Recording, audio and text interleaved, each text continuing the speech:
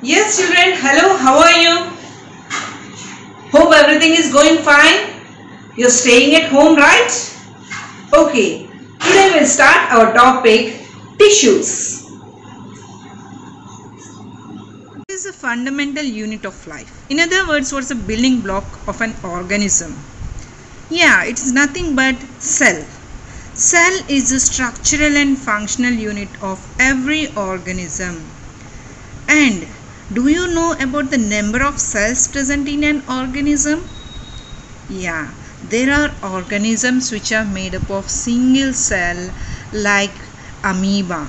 Amoeba is a unicellular organism.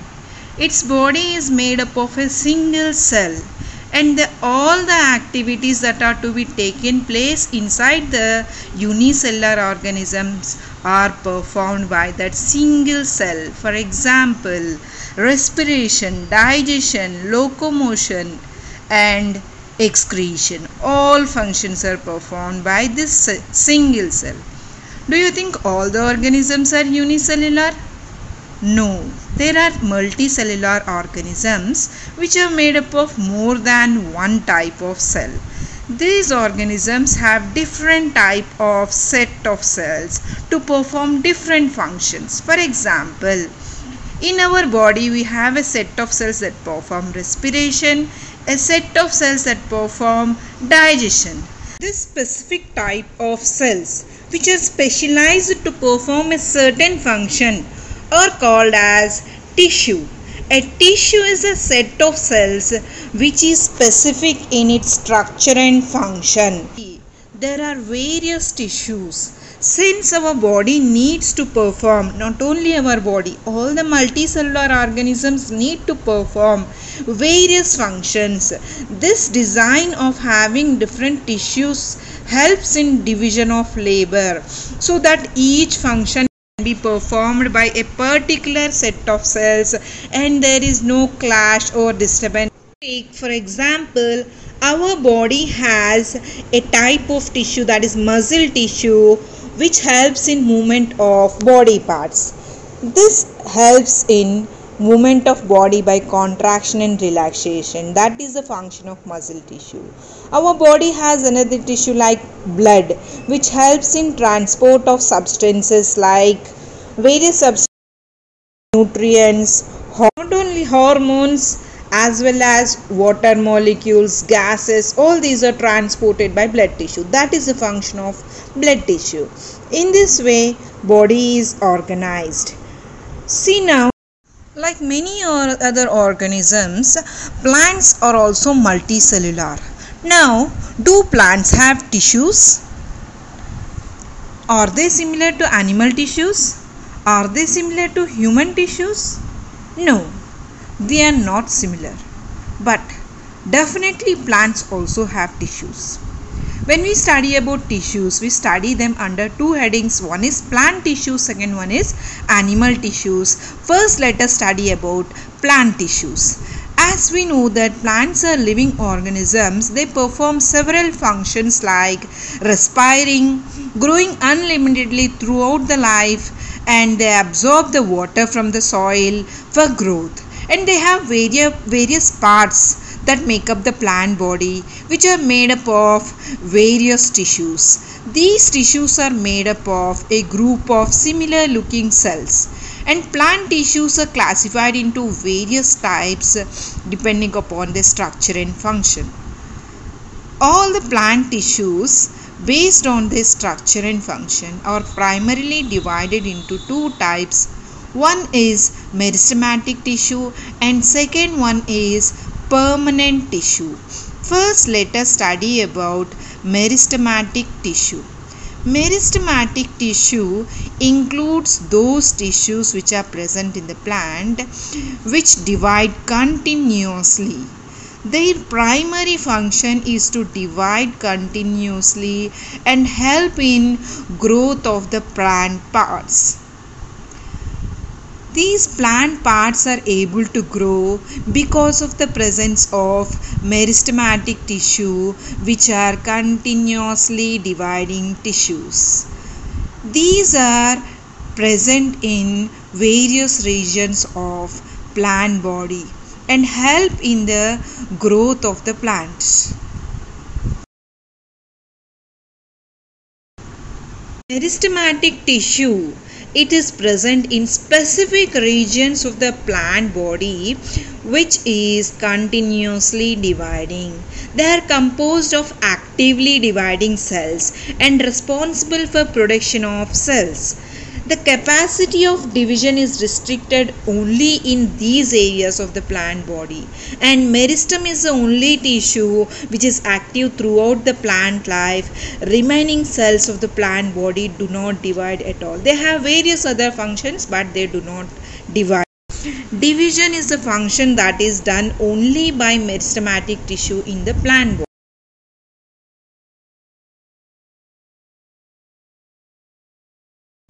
Based on the location in the plant body, meristematic tissue is again divided into three types. Three types of meristems present in the plant body are apical meristem, and the second one is lateral meristem, and third type of meristem is intercalary meristem. Type of meristem which helps in growth of the plant body, which helps in the growth of roots.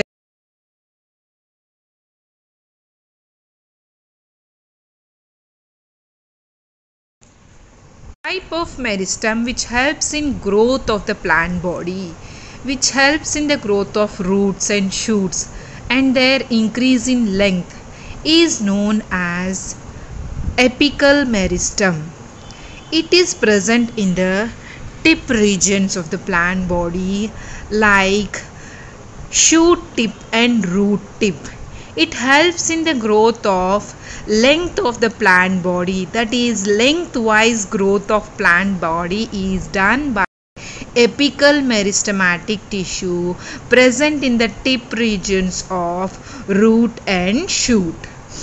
Next, if this tissue is allowing in the growth of length of the plant, tissue helps in growth of diameter of the plant body. The growth of diameter of the plant body is done by second type of meristematic tissue, that is lateral meristem, which is present in the plant laterally. When you cut the transverse section of the plant and observe it, the lateral meristem is present laterally. The dark green portion of this TS transverse section is nothing but lateral meristem. If it divides, it increases the diameter of the plant body. In this way, plant body's diameter, that is thickness, increases because of the presence of lateral meristem. The third type of meristem which helps in the growth of branches, flowers, fruits in the plant body is nothing but intercalary meristems. Intercalary meristems helps in the growth of branches, leaves, fruits and flowers in the plant body, and these are present in the nodal regions of the plant body. Nodal region is the region where leaf arises or branch arises on the stem, and in the surface layers of internodal region, that is the region between two nodes also, this intercalary meristem can be seen. It helps in the growth of branches in the plant body. In case of a grass plant, each time a grazing animal eats away the grass plant, again regrowth takes place in the grass because of presence of intercalary meristems that are present in the grass. These intercalary meristem is present in the regions of plant, that is in the internodal region.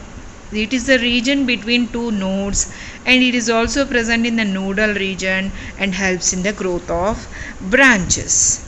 If you compare the three types of meristematic tissue and study,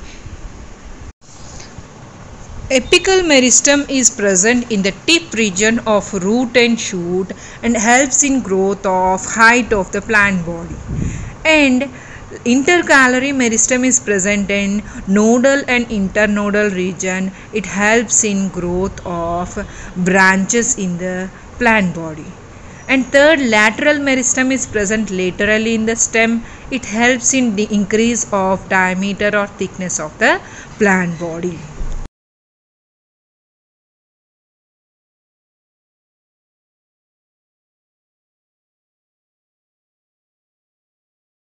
Now we know how the plant develops its roots, stem, branches, etc.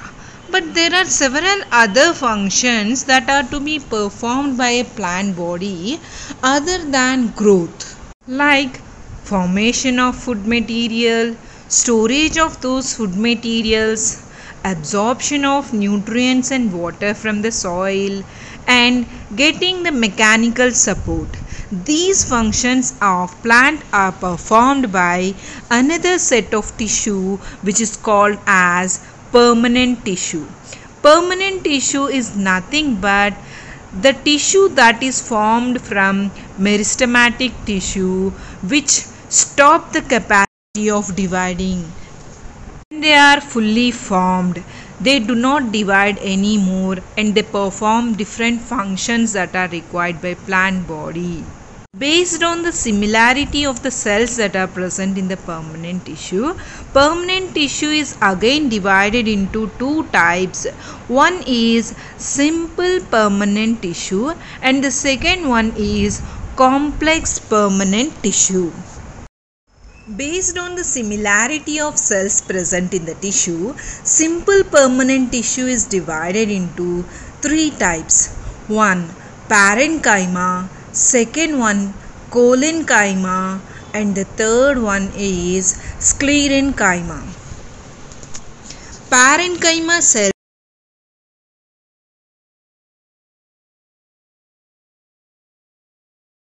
in the cells. Their cell wall is very thin and the cells are present with intercellular spaces in them. They help the plant to perform photosynthesis, in storage of food material, and also help the aquatic plants to float. This tissue is composed of living cells that are present in the regions of root, stem, branches and flowers. Parenchyma cells are all thin-walled and these cells are living cells. They are mainly involved in plants' metabolic activities like photosynthesis, storage of food material and hormone secretion, etc. Parenchyma tissue is divided into three types based on their structural aspects. The type of parenchyma which has chlorophyll in it and helps in performing photosynthesis is called as chlorenchyma. The type of parenchyma which has large air spaces and helps the aquatic plants to float is called as aerenchyma. And the third type of parenchyma which helps the plant to get mechanical supports in tender parts of plant is called as prosenchyma.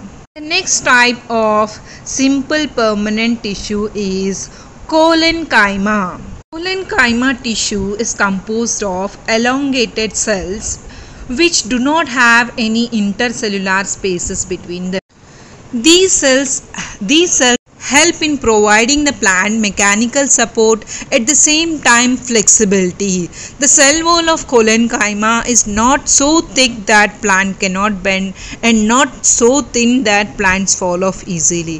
That is, collenchyma provides mechanical strength as well as flexibility at the same time. These are present in the inner layers of stem, branches, etc. So you need to remember that collenchyma is a type of tissue which has which is composed of all living cells which are thick walled, and this type of tissue gives support to the plant. At the same time, it is flexible.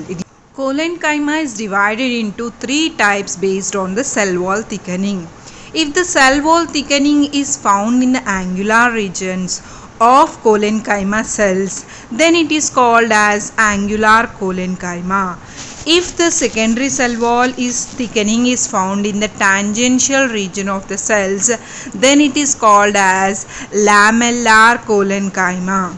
If the entire intercellular space is filled with secondary cell wall thickening, then it is called as lacunar collenchyma.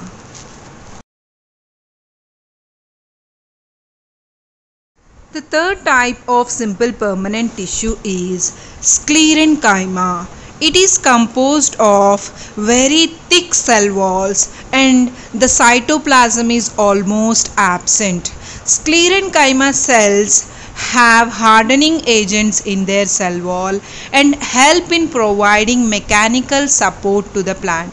These are present in the regions of stem, branches, seeds of the fruits, etc.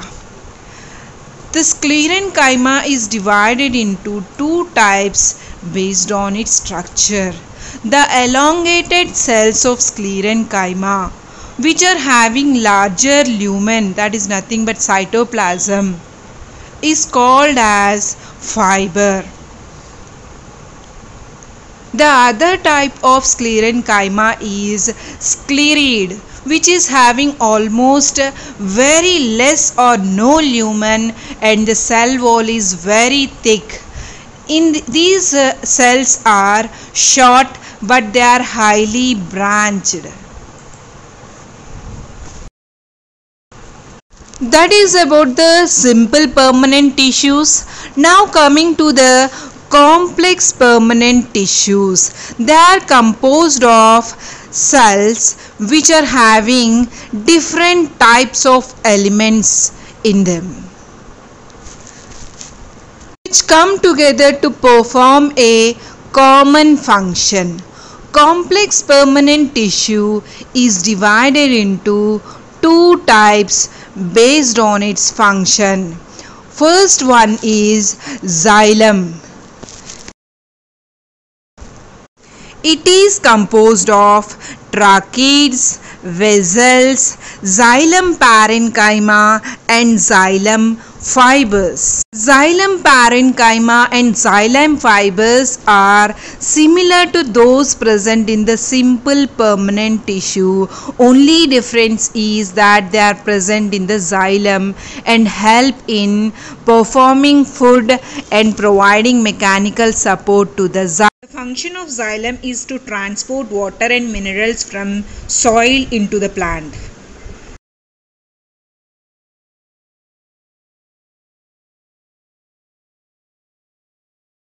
Xylem tissue. The other two elements, tracheids and vessels, are different structurally. Tracheids are cells which are longer, thinner, and ends are tapering. That means it becomes cone shape at the end. And these are not having any wall perforation plate that is common between two tracheids, whereas vessels are the broader cells which are having cylindrical shape, and in these the cells are separated by having a perforation plate. Second type of complex permanent tissue is phloem, which is composed of sieve tubes, phloem fibers, companion cells and phloem parenchyma. Here also parenchyma and the fibers are similar to simple permanent tissue, parenchyma and fibers. Here they help in making the food and storing the food in the phloem, as well as the fibers help in providing mechanical support to the phloem tissue. The difference is seen in sieve cells and sieve tubes. The companion cells are always associated with sieve cells and they provide nutritional support to the sieve tubes. If you look at the structure of sieve tube and sieve cell, you can clearly understand that the sieve cells are a little thinner, longer, and do not have a common perforation plate, sieve plate, that is present between two cells. In case of tubes are shorter, broader, and there are sieve plates that are present between two cells. Always the sieve tubes are associated with companion cells that provide nutritional support to the sieve tubes. The function of phloem is to transport the food material into entire plant body.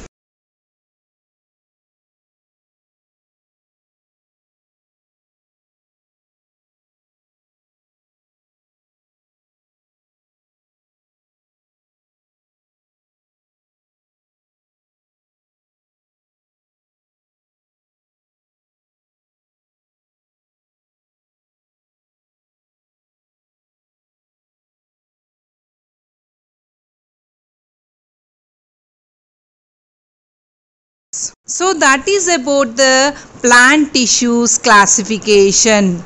Now we have clearly understood that meristematic tissue has its major role in growth of the plant, that is plant growth lengthwise, breadthwise, or it grows branches. Whereas permanent tissue performs all other major functions of the plant body like formation of food, storage of food, transport. Today we have learned about different types of tissues that are present in the plant body. In our next video we'll be learning about different types of tissue systems that are present in the plant body, followed by animal tissues. Okay children, thanks for watching.